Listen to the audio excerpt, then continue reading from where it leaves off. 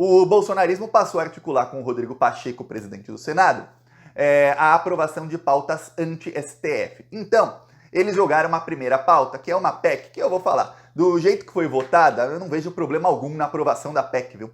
O problema é o seguinte, ela era a primeira de muitas, era o teste do bolsonarismo. É uma PEC que tira alguns poderes do STF. Essa PEC diz o seguinte, ministros do STF não podem mais, em decisões monocráticas, anular decisões de presidentes das casas, ou seja, se o presidente da República, ou o presidente do Senado, ou da Câmara dos Deputados tiverem uma decisão monocrática, ou seja, um ministro, só ele, não pode anular essa decisão. Dou um exemplo, quando a Dilma ela nomeou o Lula como ministro para salvar o governo dela, depois de muita resistência, o Lula não queria lá em 2016. O Gilmar Mendes, e só ele, foi lá e disse, não pode. Se fosse votado, com certeza o STF também diria que não pode, tá?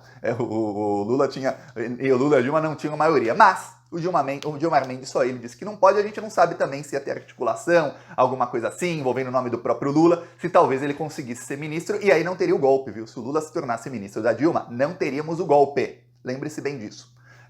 Aí não teria Bolsonaro eleito, não teria muitas das desgraças que aconteceram.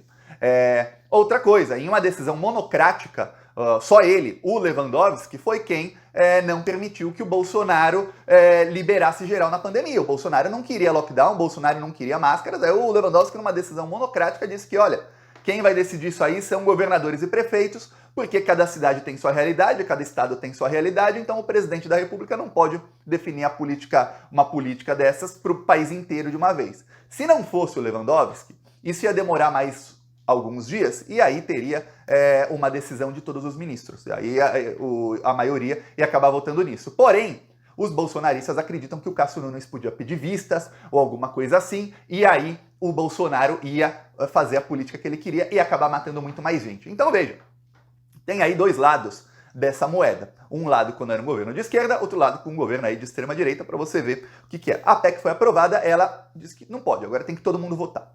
Ok, os ministros do STF estão em polvorosa. O Gilmar Mendes, no mesmo dia, no plenário do STF, os vídeos estão aqui no Plantão Brasil, viu? O título tá Gilmar e Alexandre chegam na voadora, porque eles chegaram na voadora. O Gilmar Mendes chegou, meteu o pé no peito de todo mundo e ainda falou, olha, tá o trecho do vídeo no Plantão Brasil, ele falou, olha, causa mais estranheza ainda o fato de que vocês limitaram todas as decisões monocráticas, menos habeas corpus, né? Muitos políticos pedem habeas corpus direto ao STF porque tem foro privilegiado. Aí habeas corpus pode um só. Mas qualquer outra coisa tem que votar. Tá bom. Então você vê que o Gilmar Mendes já entendeu qual é o objetivo ali. Também tinha um trecho na PEC que mudava os prazos para pedidos de vista. Só que o trecho foi adequado à regra que já está no STF. Tem uma regra no STF que os pedidos de vista duram 90 dias. Enfim. Então, o trecho foi adequado à regra que já está. O STF diz, essa regra já está, não precisa de lei. O que o STF está com medo é o seguinte, o bolsonarismo tem uma outra PEC que já está engatilhada, que é uma PEC que aí limita decisões de maneira que, se uma decisão não é unânime, tem que passar pelo crivo do Congresso Nacional. Ou seja, o Congresso Nacional ficaria acima do STF. Que nenhuma decisão é unânime praticamente quando você tem Cássio Nunes e André Mendonça.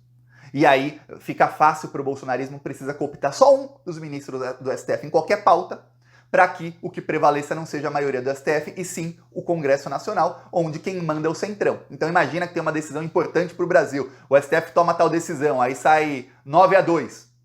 Aí esses outros dois votos vão de acordo com o que é o Arthur Lira. O Arthur Lira chega e fala, não é uma decisão unânime, vamos votar aqui no Congresso Nacional. Olha só que coisa, votamos a favor dos garimpeiros, votamos a favor de quem está desmatando a Amazônia, do agro, dos bancos, enfim. Bom, se bem que dos bancos o STF vota a favor já, né? Enfim, votamos aí a favor de tudo do ruim, do pior, do bolsonarismo, olha só. Então, é dessa que os ministros estão aí. O que acontece é que a votação se deu e o Jacques Wagner, líder do governo Lula, votou a favor dos bolsonaristas. Mais do que isso, o Lula fez uma articulação com o Rodrigo Pacheco para que não passasse a PEC. Então o Lula fez a articulação, gravou vídeo, eu cheguei a mostrar aqui o vídeo dele com o Rodrigo Pacheco, tudo mais. Ok. Durante a tarde, o governo chegou a falar para o Pacheco, olha, pode votar que a gente já garantiu aqui, não vai passar essa PEC. Não vai passar. O Rodrigo Pacheco, então, em vez de ele pautar a PEC, ele ficou demorando, enrolando. Enquanto ele enrolava, ele, nos bastidores, estava angariando mais votos para a PEC, para passar. Ou seja, ele fala uma coisa para o governo e também para os ministros do STF tenta falar que, não sei, e depois faz outra. Nesse meio tempo, o líder do governo, sem avisar ninguém, ele pegou todo mundo de surpresa. Todos os senadores petistas foram pegos de surpresa. O Jacques Wagner chega e fala, olha, eu vou votar a favor. Com a influência que tem o Jacques Wagner, ele já virou os votos do Otto Alencar e do Ângelo Coronel, que são os outros 2 senadores da Bahia. Aí, já mais 3 votos a favor. Dizem aí que também, só pelo fato dele dizer que ia votar a favor, virou alguns outros votos. De gente que ia se abster ou não ia nem votar, mas que falou, pô, se o líder do governo vota a favor, eu também posso votar. A PEC passou com 3 votos a mais do que o necessário.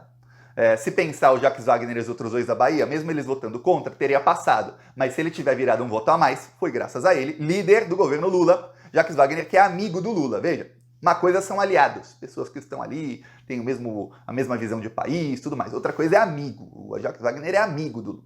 Amigo, assim, pessoal, se tratam pelo nome, não por senhor, tudo mais. Aí, o que acontece? O que dizem? O Jacques Wagner jamais faria isso sem ter falado com o Lula antes. Jamais.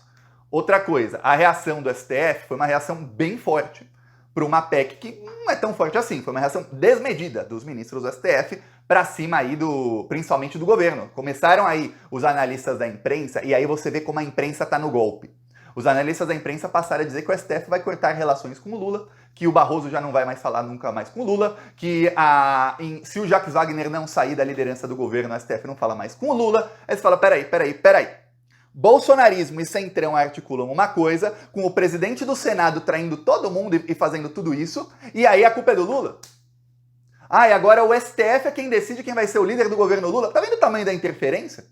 O que o STF tem que decidir quem é o líder do governo Lula? Quem decide é o Lula. Se o Lula ficar bravo com o Jacques Wagner e falar, isso foi traição e tirar ele, é o Lula quem falou. Se o Lula falar, não, se ele tiver avisado o Lula e o Lula realmente falou, faz o que você quiser, o Lula não tira. A decisão é do Lula. O presidente que a gente votou é o Lula. Eu não votei no Alexandre de Moraes, nem no Gilmar Mendes, nem nos outros ministros do STF. Estão lá democraticamente, mas quem toma a decisão de governo não são eles. Eles tomam decisão lá no Poder Judiciário. Enfim, começou ali um arranca-rabo. O Rodrigo Pacheco chegou e também já chegou na voadora. Ele chegou, desviou da voadora e já meteu o pé no peito e falou, eu não vou aceitar interferência do STF. A gente aqui no Congresso Nacional toma as nossas próprias leis. E a gente toma as próprias leis. A gente aprova as leis, essa é a nossa prerrogativa. A gente aprova leis. Eles têm que cumprir a lei. Eles são guardiões da Constituição e das leis. A gente aprova as leis. Pronto. Eles não têm que ficar interferindo nisso, não. Vê que não recuou. O que aconteceu? O Lula, então, se encontrou com... Aí o Zanin entrou, o Zanin bombeiro, né? O Zanin tá gritado, viu? Pensa num articulador bom, muito melhor do que eu imaginaria. O Zanin entrou, o Zanin articulou ali para o Lula encontrar com o Barroso. Então o Lula se encontrou, não sabe o que aconteceu na conversa, viu? O Barroso, que aí na imprensa, lavajatista, lembre-se, ele era lavajatista, o Barroso. Jamais esqueça de quem é o Barroso, né? Aí o Barroso falou que não ia encontrar o Lula, que a culpa era do Lula, foi se encontrar com o Lula. Não tenha dúvidas de que o Barroso já está encantado com o Lula novamente. Realmente o Lula tem razão. Tá, aí o Zanin também se encontrou com o Lula e o Lula se encontrou com o Alexandre de Moraes e Gilmar Mendes. No encontro também estavam Flávio Dino e Jorge Messias, que são os dois aí principais candidatos ao STF. Entre eu gravar o vídeo e eu publicar, eu não sei se o Lula vai anunciar alguma coisa, mas o que falaram no encontro é que o Lula disse aos 3 ministros do STF, Zanin, Alexandre e Gilmar, que o indicado dele para o STF vai ser o Flávio Dino e para a Procuradoria-Geral da República vai ser o Gonê. O Gonê é o nome favorito do Dino, do Gilmar e do Alexandre de Moraes, tá? E talvez aí do Zanin, não se sabe, mas quem aí fala abertamente que é o Gonê são Gilmar e Alexandre. Se o Alexandre e o Gonê o Alexandre, o Gilmar e o Gonê estão fechados com o Lula, você pode ter certeza que o Gonê, ele fez isso como procurador-geral eleitoral, ele vai pra cima do Bolsonaro e do Sérgio Moro assim, olha, mas vai com tudo. A missão do Gonê nos próximos meses vai ser colocar todo mundo atrás das grades. Essa vai ser a missão dele e estancar qualquer tentativa de golpe. Então é nisso que estão focadas aí Gilmar Mendes, Alexandre de Moraes e o governo Lula, estancar a tentativa de golpe. Parece que o Lula vai indicar aí quem queria o Gilmar Mendes e o Alexandre de Moraes. Se estiver fechado com eles e eles estiverem fechados com o Lula, ótimo. Peço aí a sua inscrição no canal, sigamos aqui na luta, falou!